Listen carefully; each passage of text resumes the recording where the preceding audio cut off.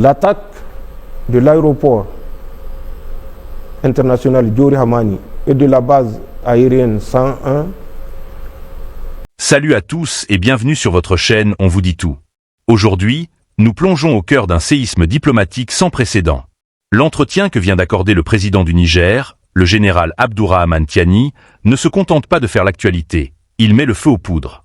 Avec une franchise chirurgicale, le chef de l'État nigérien livre des vérités crues sur la France et ses alliés sur le continent. Écoutez bien, car les accusations sont d'une gravité exceptionnelle.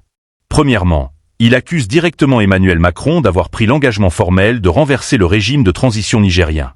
Deuxièmement, le général nomme explicitement la DGSE française et désigne ses bases présumées au Bénin et en Côte d'Ivoire comme les épicentres des menaces contre le Niger. Ensuite, revenant sur l'attaque de l'aéroport de Niamey, il affirme qu'il s'agissait d'une tentative de décrédibiliser l'armée nigérienne, mais que la réponse de ses troupes a été foudroyante de professionnalisme. Enfin, il envoie un message clair au monde. Le bloc de l'AES, Niger, Mali, Burkina Faso, est plus soudé et prêt que jamais à faire face à n'importe quelle agression. Voilà, le ton est donné dès les premières minutes. Mais attention, la suite de l'interview creuse encore plus loin et les révélations sont de plus en plus explosives. Restez branchés, on vous dit tout, et je vous garantis que ça va secouer. L'attaque de l'aéroport international Diori Hamani et de la base aérienne 101 n'est pas en dehors d'un processus que les forces néocoloniales, particulièrement les forces françaises, à travers tout leur démembrement, les forces spéciales, les services et les forces de façon générale, sous la direction d'Emmanuel Macron, a envers notre pays. Ce n'est un secret pour personne. Notre arrivée a créé une situation d'inimitié ouverte entre Macron et nous. Et malheureusement, il a pu entraîner dans cette haine viscérale certains pays européens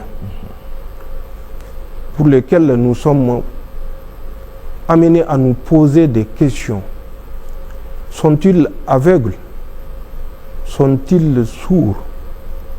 N'ont-ils pas observé ce que la France a fait depuis 1850 pour certains, 1880, 98, jusqu'à date pour d'autres sur nos territoires. L'attaque de l'aéroport est inscrite dans un agenda de déstabilisation maladive. Macron a pris un engagement avant son départ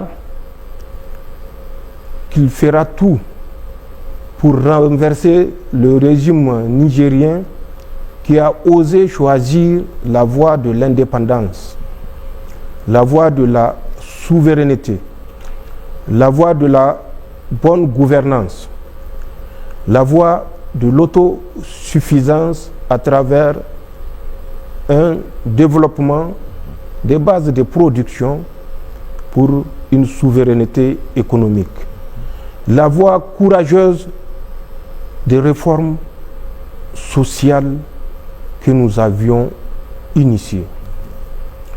Il ne fallait pas que nous réussissions et c'est le combat auquel Emmanuel Macron et ses sbires nous livrent. Malheureusement, avec l'accompagnement de certains chefs d'État de notre sous-région et d'ailleurs. L'attaque de l'aéroport, nous avons suivi les préparatifs depuis avril 2025. Du 26 au 28 avril, nous avions suivi, et j'ai eu à le dire, mais malheureusement, certains Nigériens ne retiennent pas ce que nous disons ici pour sonner l'alerte. Nous le faisons parce que nous savons que c'est ensemble que nous pouvons remporter ce combat. Du 26 au 28 avril, à travers les services français, les services, quand je dis les services, c'est la DGSE, c'est les forces spéciales, avaient inondé les mercenaires de la rive droite, donc du Gourma, dans la zone Liptako-Gourma, en armement, en moyens financiers et en tout type d'équipement militaire pour nous déstabiliser. Il n'y a pas que le Niger. Le Mali était dans le viseur. Le Burkina Faso était dans le viseur.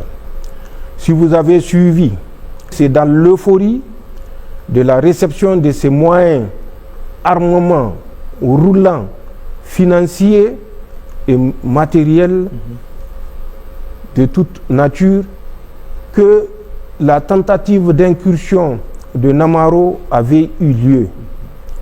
Vous vous rappelez la correction que ces éléments-là ont reçue.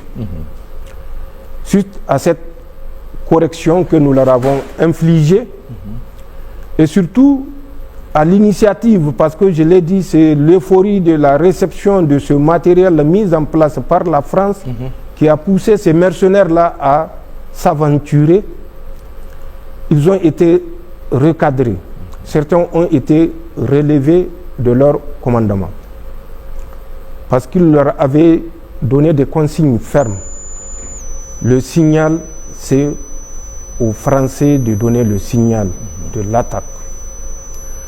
Donc nous suivons au jour le jour jusqu'au 15 juillet 2025 où 5 agents français s'étaient réunis à côté à Yablé. Yablé, c'est à une quarantaine, je crois, de kilomètres de Namaro. C'est un site aurifère. Renseignez-vous auprès des orpailleurs, vous saurez de quoi je parle. Donc, du 15 au 19, ils s'étaient réunis. Au cours de cette réunion, il était décidé d'attaquer l'aéroport international Diori Hamani. Ce n'était pas l'EIGS, ce n'était pas le JINIM, c'était un conglomérat de mercenaires que les Français ont financé et nous connaissons le montant du financement. Ce conglomérat, dont la réunion de cadrage avait eu lieu du 15 au 19 juillet 2025 à Yablé, avait reçu pour mission d'attaquer fin décembre 2025. Il faut suivre ce que font les services français pour comprendre leur psychologie, pour comprendre leur mentalité.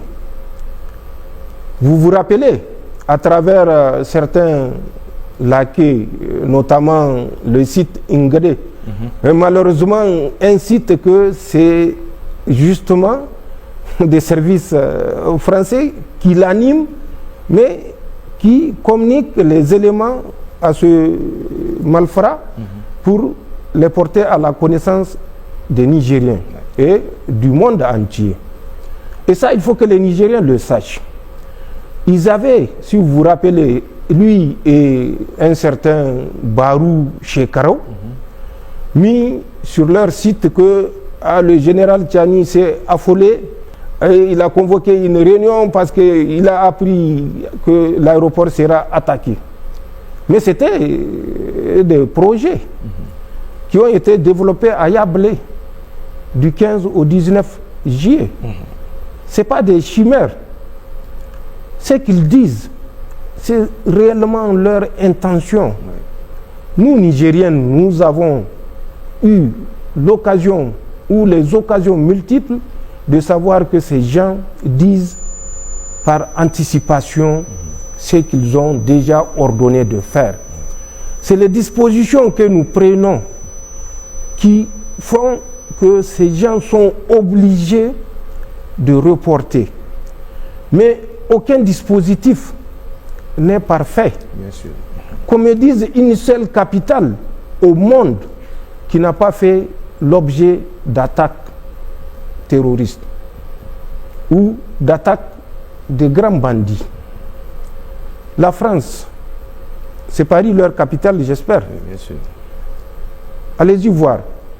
De mars 2013 à novembre 2024, la France a enregistré 53 attaques terroristes.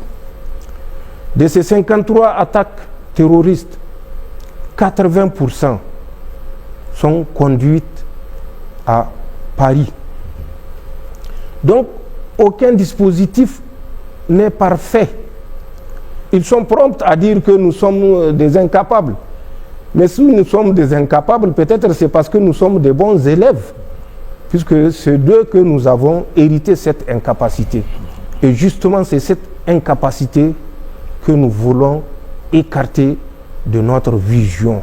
C'est cette incapacité que nous voulons amener le peuple nigérien à comprendre que ce n'est pas la bonne voie, la voie des incapables, que Dieu nous en préserve.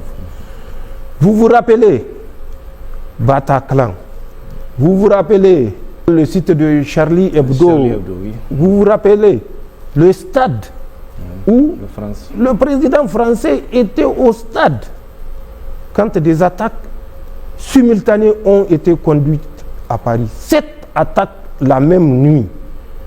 À Bataclan, c'est 91 victimes.